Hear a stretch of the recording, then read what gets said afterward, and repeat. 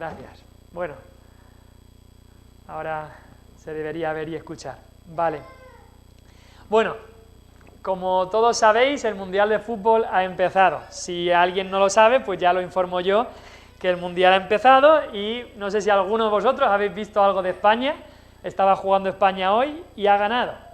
Y ahora cuando llega el Mundial de Fútbol y todo esto y mucha afición, mucha gente expresa mucha felicidad, entusiasmo con todo esto, estaba pensando en los últimos días de hace 12 años, hubo otro Mundial, el de Sudáfrica, cuando España ganó, y me acuerdo de gritar de euforia con ese gol con el que España ganó el Mundial, y gritar con una felicidad tremenda, y ahora lo pienso y digo, fíjate cuánta euforia, cuánta felicidad en algo que simplemente que un objeto esférico entre por 3 palos que hay ahí, y tantos millones de personas en España, yo incluido entre ellos hace 12 años, gritando como loco, porque un objeto entre por 3 palos.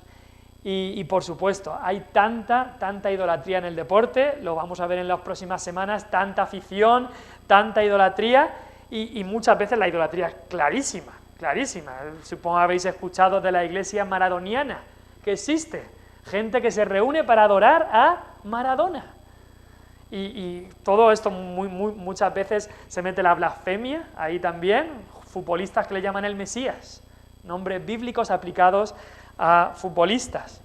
Incluso el otro día estaba viendo algo de baloncesto y marca un jugador muy bueno, una canasta muy buena, ¿y qué hace todo el público?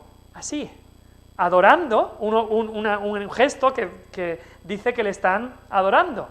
Es lo que estaban haciendo. Y la felicidad de la gente depende del resultado del partido. Y yo me incluyo, gracias a Dios, no ahora, pero hace 12 años, con ese gol de Iniesta en la final del Mundial, gritando a pleno pulmón, pensando que la felicidad que iba a tener, cuando al día siguiente todo seguía igual y no había nada que había cambiado. Y yo me acuerdo, estaba ahí en la ciudad de Elche con amigos, viendo el partido y gritando, yendo luego por las calles de Elche, gritando ¡Viva España! ¡Viva España! Con esa felicidad. Y el día siguiente, tener ese trofeo no solucionó ningún problema de nuestro país, ningún problema. Gritando ¡Viva España! Pero ¿para qué? ¿Para qué? Porque España seguía igual de mal o quizá peor. Y hoy hemos leído otra vez esa palabra, viva, que muchas veces decimos aquí. Vamos a una boda y decimos ¡viva los novios! El desfile del 12 de octubre se dice ¡viva el rey! Una frase que decimos mucho en nuestro país, gana España y decimos ¡viva España! Pero aquí en el versículo 46 nos encontramos con esa palabra, pero usada de la mejor manera posible. En el versículo 46 leemos, ¡viva Jehová! O ¡viva el Señor! ¡Viva nuestro Dios! De la mejor manera que se puede utilizar esa palabra. Y hoy queremos ver esta última alabanza que encontramos en estos versículos, últimos versículos, esta conclusión nos habla de una alabanza a Dios como nuestra roca. Este salmo, haciendo un resumen, hemos visto que es el salmo que nos habla de que Dios es nuestra roca. Dios es nuestra roca. En los versículos primeros, versículo del 1 al 6, vimos que al ser Dios nuestra roca y nuestra fortaleza y nuestro castillo y demás, todas estas descripciones que resumen lo que es la roca, pues entonces tenemos que acudir a esa roca. Hay que ir a la roca. No nos tenemos que quedar ahogándonos en el mar de pecado o en el mar de las circunstancias, sino acudir a la roca, como hizo David. Dios es mi roca, así que a él acudo. Ya del versículo 7 hasta ya el 45, hemos visto las acciones de esta roca. ¿Qué es lo que hace esta roca? Que nuestro Dios, por supuesto, las acciones de esta roca. Vimos al principio el poder de esta roca que se veían en estos versículos, del versículo 7 para adelante. También vimos la liberación que traía esa roca y demás. Y también vimos la semana pasada, del 27 al 45, la victoria que daba la roca. Vimos que Dios nos salva, versículo 27, que Dios nos alumbra, 28, que Dios vence con nosotros, Vimos también que Dios nos viste, que Dios nos hace estar firmes, que Dios nos adiestra, que Dios nos sustenta, Dios nos facilita el camino, Dios nos permite alcanzar al enemigo, Dios nos fortalece, e incluso ya en los últimos versículos, que Dios nos pone como cabeza de naciones. Todo eso hace la roca a aquellos que están en la roca.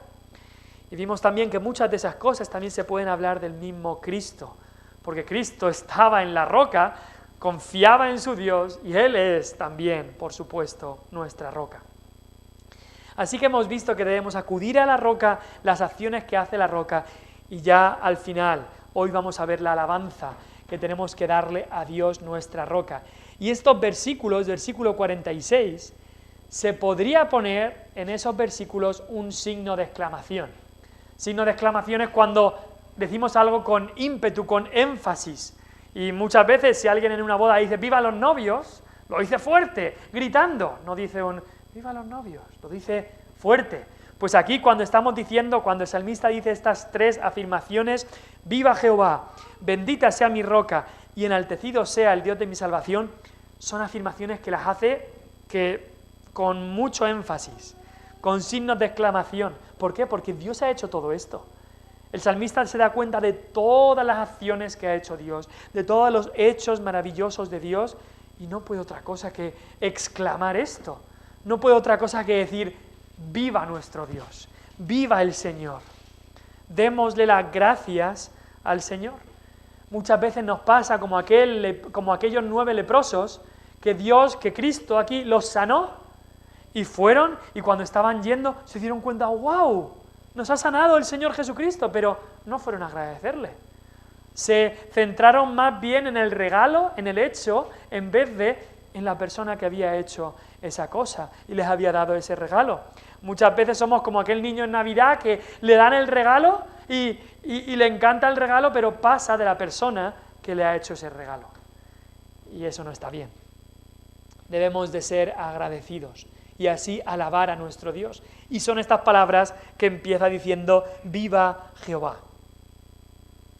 Y es como que el salmista, después de todo lo que ha dicho, pues porque eran muchísimos versículos del 7 prácticamente, pero especialmente los que dimos la semana pasada, del 27 al 45, que vemos todas estas cosas que hace Dios. Dios nos salva, Dios nos libra, Dios nos escuda, Dios nos fortalece, Dios hace todas estas cosas. Es como que el salmista para y dice, ¡viva el Señor! ¡Viva el Señor! Ese nombre viva es una interjección que usamos en momentos de alegría, y así de contento estaba el salmista cuando llegó aquí. Ahora, tenemos que saber que no es exactamente igual cuando dice aquí viva el Señor a cuando vamos a una boda y decimos vivan los novios. Cuando lo decimos en una boda, pues les estamos deseando pues felicidad, una larga vida juntos, una vida fructífera. Eso es lo que deseamos cuando decimos, por ejemplo, viva los novios o viva el rey. Pero cuando dice aquí el salmista viva Jehová, no le está diciendo que la vida de Dios sea larga y feliz, por supuesto que no. Lo que está diciendo es reconociendo que lo es, porque por siempre lo será. Por eso tanto la Biblia habla muchas veces del Dios vivo. Y Dios tiene una vida que no es como la nuestra. La vida de Dios es autosuficiente e independiente.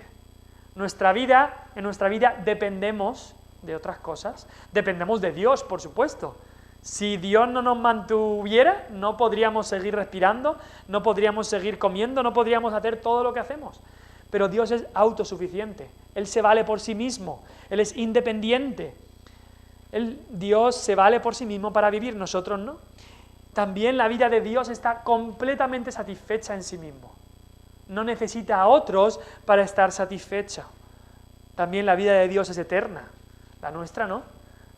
Sí que es verdad que nuestra alma vivirá para siempre en uno de dos lugares, cielo o infierno, pero tuvimos un principio. Dios nunca tuvo un principio. Y en el tiempo de David, en todo el Antiguo Testamento, pero en especial en el tiempo de David, estaba esta expresión que decían, vive Jehová. Cuando querías decir algo firme, cuando querías poner a Dios como testigo, decías, vive Jehová. Y era muy frecuente en el libro de Primera de Samuel, es en el libro de toda la Biblia, que más aparece la expresión, vive Jehová. ¿Por qué? Porque estaban diciendo una realidad firme, Dios, este es el único Dios que vive, el único Dios vivo.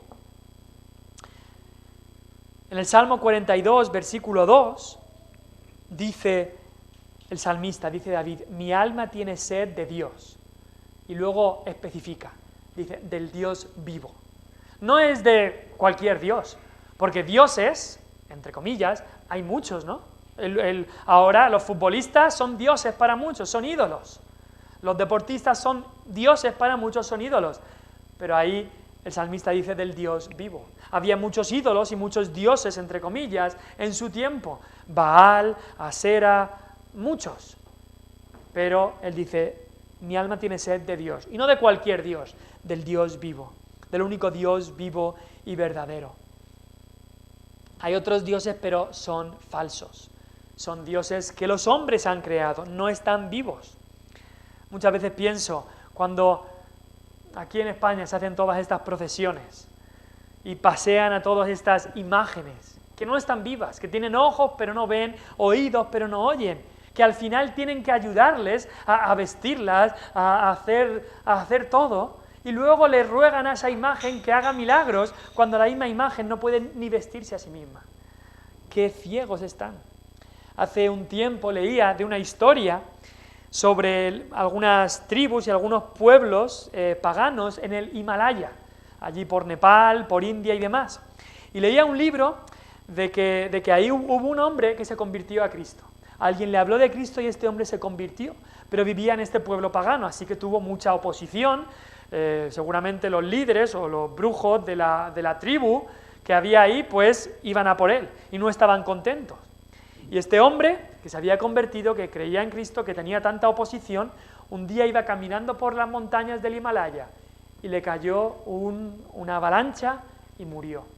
Claro, los jefes de los líderes de la religión falsa, de estos dioses falsos, de estos dioses paganos, ya tenían lo que querían. Comenzaron a decir, claro, los dioses le han castigado. Se fue de nuestra religión pagana y los dioses le han castigado. Y así asustaron a la gente diciendo que nadie más se le ocurra tener esa fe de esta persona porque los dioses le harán lo mismo. Años más tarde, la hija de este hombre que murió también creyó en Cristo y supo que la avalancha que había matado a su padre había sido provocada. No había sido los dioses falsos que lo habían hecho porque no existen. Habían sido los líderes de esta religión falsa que habían ayudado al Dios a hacer su trabajo. Y esta historia se repite una y otra vez, porque solo hay un Dios verdadero. ¿Cuántos líderes de religiones falsas tienen dioses falsos y tienen que hacer las labores de su Dios muerto? ¿Por qué? Porque su Dios está muerto. Ellos tienen que hacer las labores de su Dios, tienen que hacer el trabajo de su Dios por él. Pero nosotros adoramos al Dios vivo. Y así puede decir aquí David, viva nuestro Dios. Va a vivir para siempre. Nuestro Dios está vivo. Es más, el Nuevo Testamento nos dice que es el único que posee inmortalidad. El único que es inmortal, que no puede morir. Y así debemos decir con David que viva el Señor. Viva Jehová. Que viva y que viva en mi corazón, por supuesto. Y que viva el Señor en más corazones de aquellos que nos rodean. Que viva en mi casa el Señor. Que viva en mi comarca, que viva nuestro Señor. Y después, dice el salmista, y bendita sea mi roca. Continúa el pensamiento y en vez de hablar de Dios, del Señor, de Jehová, ya habla de mi roca. Es un sinónimo de nuestro Dios. Le bendecimos por todo lo que Él es por nosotros. Y especialmente en este salmo Él es nuestra roca. Así que le decimos, Señor, bendito seas. Él tiene la mayor bendición. Va a nuestro Dios. Bendito seas, Señor, porque tú eres la roca. Tú eres la roca que me has salvado, la roca firme, la roca en la que puedo descansar. Bendito sea nuestro Dios. Y después dice, y enaltecido. Eso quiere decir exaltado, puesto en alto, sea el Dios de mi salvación. Y tenemos que reconocer que la salvación es lo primero. Nuestra alabanza debería ir a Dios primeramente por salvarnos, por salvarnos. Luego sí es verdad, Dios nos pone el pan, Dios nos da el abrigo, nos da una casa, nos da una familia, nos da bendiciones, pero no tiene nada no es nada en comparación a la salvación de nuestra alma. Tenemos que preguntarnos, ¿dedicamos un tiempo de nuestro día a alabar a Dios? ¿Nos llena de tanto gozo ver lo que hace Dios, como aquí al salmista, que paramos en el día como aquí para el salmista y decimos, alabado sea Señor, viva nuestro Dios, viva mi Dios, eres bendito Señor, enaltecido seas, exaltado seas Señor?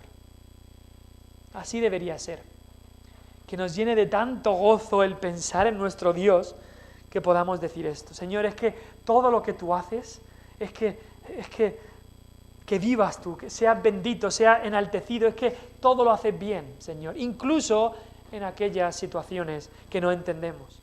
Pero decimos, Señor, no te voy a atribuir despropósito alguno. Sé que tú lo haces, yo no lo entiendo, pero que tú lo haces bien y te doy la gloria por eso. Ahora, así empieza el salmista esta sección diciendo, viva, bendito y enaltecido. Viva, bendito y enaltecido sea Dios. Pero, ¿cómo es el Dios que está alabando el salmista? Pues aquí, en el versículo 47 y 48, David nos da un resumen de todo lo que ha dicho en lo anterior del Salmo, en toda lo que vimos la semana pasada y también las otras semanas. Nos da un pequeño resumen con 4 palabras, con 4 acciones de Dios. Dice que Dios se venga, que Dios somete, que Dios libra y que Dios eleva. Estas 4 cosas. Que nuestra roca, que es Dios, es una roca de venganza, que es una roca de poder, que es una roca de liberación y que es una roca de elevación. Todo eso es nuestro Dios para nosotros, debe serlo.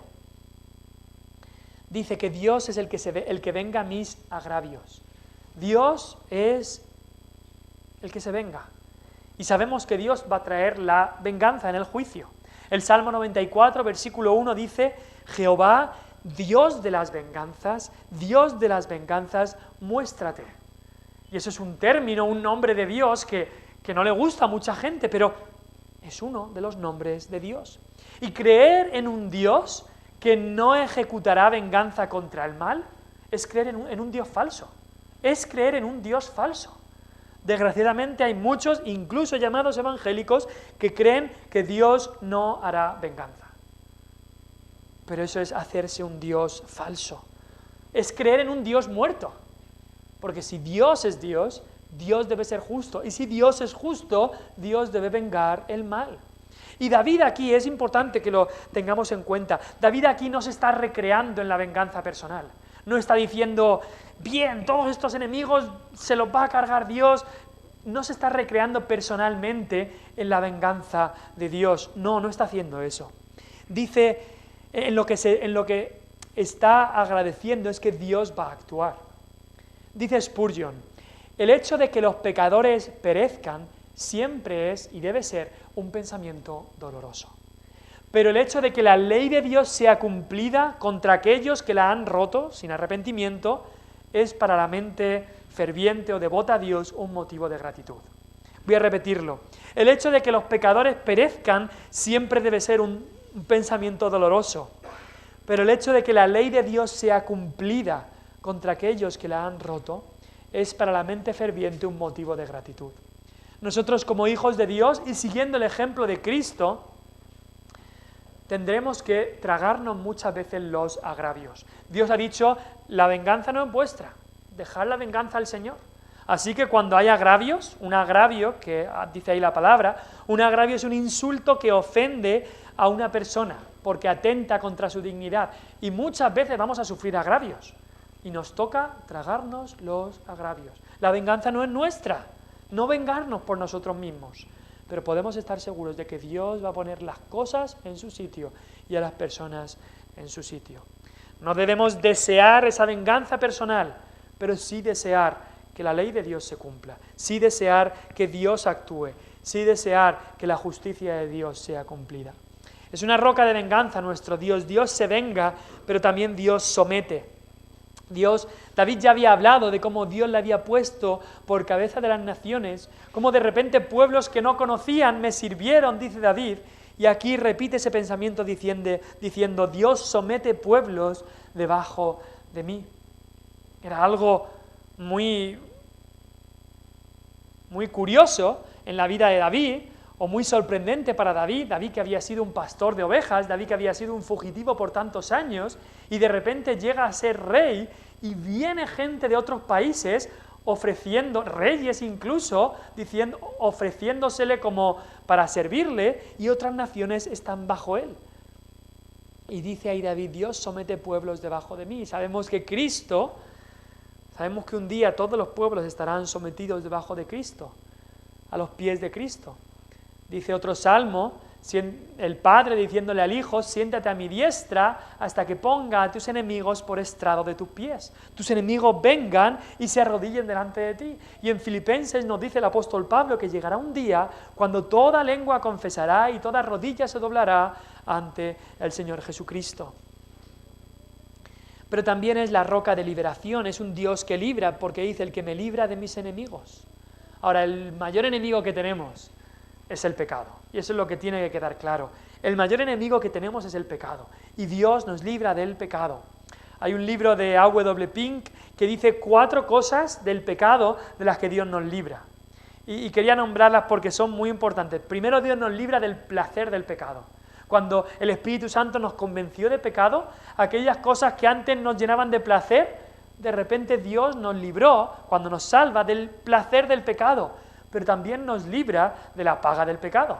La paga del pecado es muerte, y aquellos que creen en Cristo no van a morir, pero también nos libra del poder del pecado.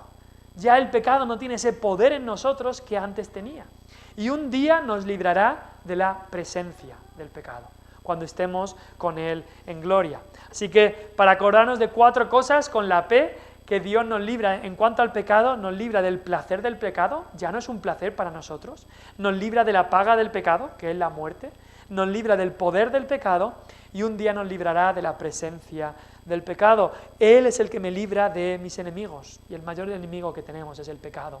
Pero también dice, y aún me eleva sobre los que se levantan contra mí. Y es que cuando vamos a la roca que es Cristo, vamos a un lugar alto, vamos a un lugar de honra. Antes estábamos arrastrándonos en la miseria, como el hijo pródigo, cuando se fue de la casa de su padre, acabó ahí dando de comer a cerdos, arrastrándose por lo más bajo de la miseria. Pero cuando volvió a su padre le volvió a poner en un lugar elevado, en un lugar de honra, en un lugar alto. Le dio las ropas, le puso el anillo, lo volvió a hacer hijo suyo, o lo recibió otra vez como su hijo. Una roca de elevación en nuestro Dios. Y ese es el Dios al que alabamos. Y ahora podemos preguntar, ¿y cómo alabamos? Pues en el versículo 49 dice ahí el salmista, por tanto yo te confesaré entre las naciones, oh Jehová, y cantaré a tu nombre. ¿Cómo alabamos? Pues 2 palabras, dice, confesaré y cantaré. Confesaré y cantaré. Yo te confesaré entre las naciones, oh Jehová. Y es que no podemos decir que sí, yo soy salvo. No me digas que tú estás seguro de que vas al cielo o que estás seguro de que has nacido de nuevo si no has confesado el nombre de tu Salvador. Romanos 10:9 lo dice bien claro, que si confesares con tu boca que Jesús es el Señor y creyeres en tu corazón que Dios le levantó de los muertos, serás salvo. Habla de confesar a Cristo para ser salvo. Ahora, el contexto en el que los romanos recibieron esto no era como muchos dicen de, yo hice una oración, dije Jesús es mi Señor y mi Salvador, ya está. El contexto en el que ellos estaban moviendo es que si ellos confesaban a Jesús como Señor y no al César como Señor, se jugaban la vida. Se los podían cargar, podían morir. Entonces, cuando ahí dice que si confesares con tu boca que Jesús es el Señor y creyeres en tu corazón que Dios le levantó de los muertos, serás salvo. Por supuesto, habla de la fe, habla de creer, pero también de confesar con nuestra boca. Aquellos que dicen, no, yo sí, yo tengo fe, yo creo en el Señor Jesús, pero me lo guardo para mí dentro. Es algo que está aquí y nunca ha salido por mi boca. Yo creo en el corazón y con creer en el corazón está bien, pero yo no le digo nada a nadie, ni yo lo he confesado nunca, pero Dios sabe que yo he creído. Mucho cuidado, porque la Biblia nos dice que aquellos que Dios ha obrado en el corazón y los ha salvado, va a oírse de su boca, va a haber una vida pública que se va a ver, va a haber una confesión pública. Muchas veces también esa confesión pública puede ser en las aguas del bautismo. El bautismo es una confesión pública delante de la gente, es decir, he creído en Cristo. Es una confesión pública de una fe, de la fe que hay en el corazón. Eso es el bautismo. Y por supuesto el bautismo siempre en la palabra de Dios va después de la fe. Una vez que la persona ha creído en Cristo en el corazón, entonces confiesa públicamente en las aguas del bautismo. Por eso no creemos en nuestra iglesia en bautizar a los infantes o a los niños.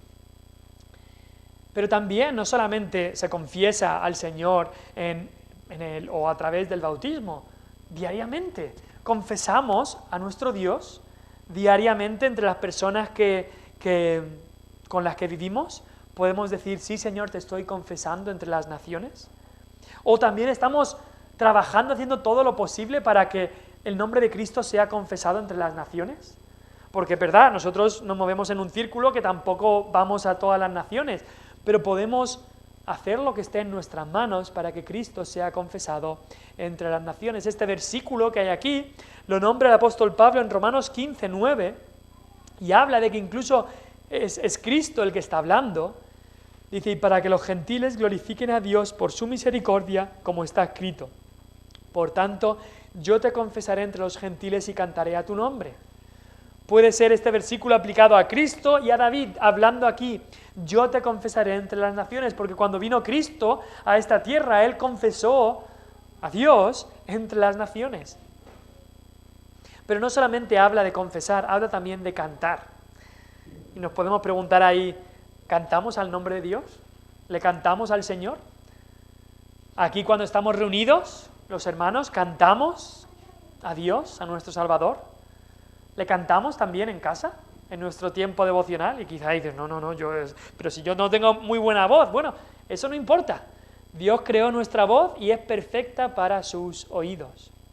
Y algo que me estaba preguntando también, ¿qué música escuchamos?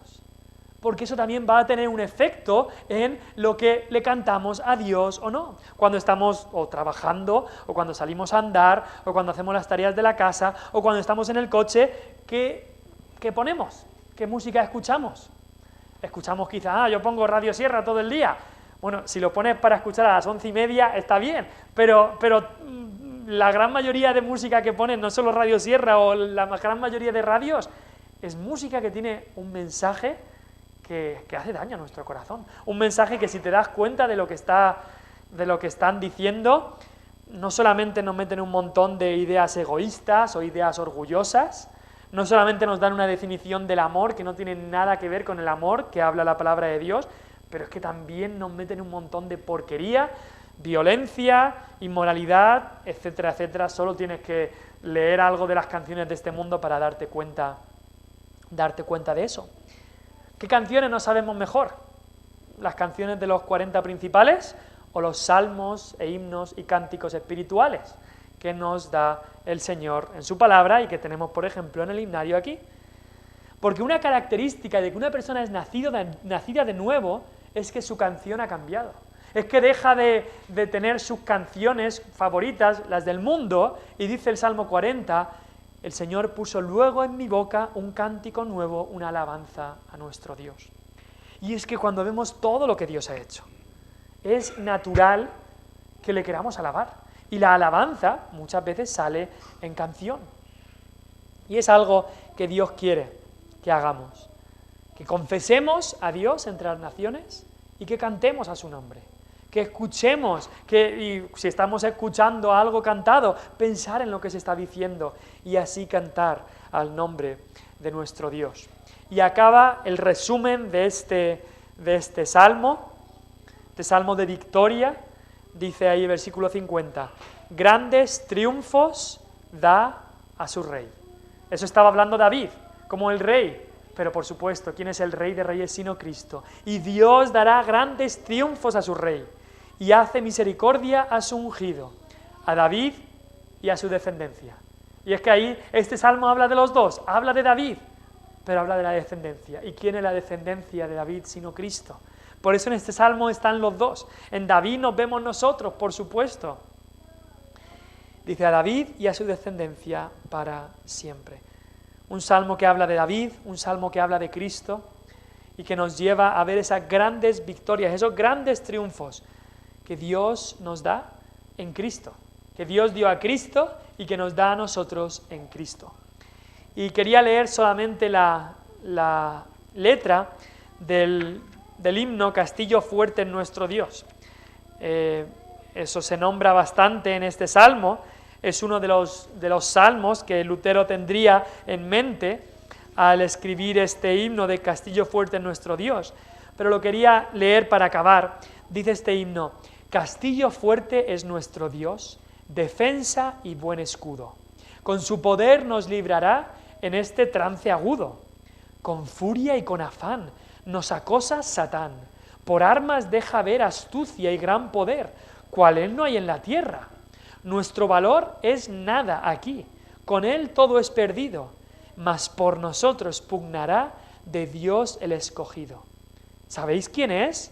Jesús, el que venció en la cruz, Señor de Sabaoth, o de los ejércitos, y pues él solo es Dios, él triunfa en la batalla.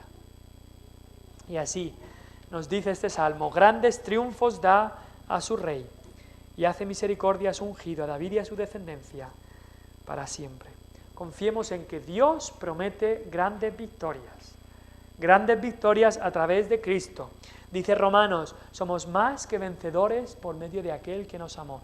Más que vencedores en contra del pecado. Ese pecado contra el que estamos luchando, Dios quiere darnos la victoria. Más que vencedores para hablar el Evangelio y que otros vengan a Él. Dios dará grandes triunfos a Cristo. Así que acabamos este salmo. Le pedimos al Señor que lo utilice para honra y gloria de su nombre y para que podamos avanzar en nuestro camino diario con el Señor. Vamos a orar.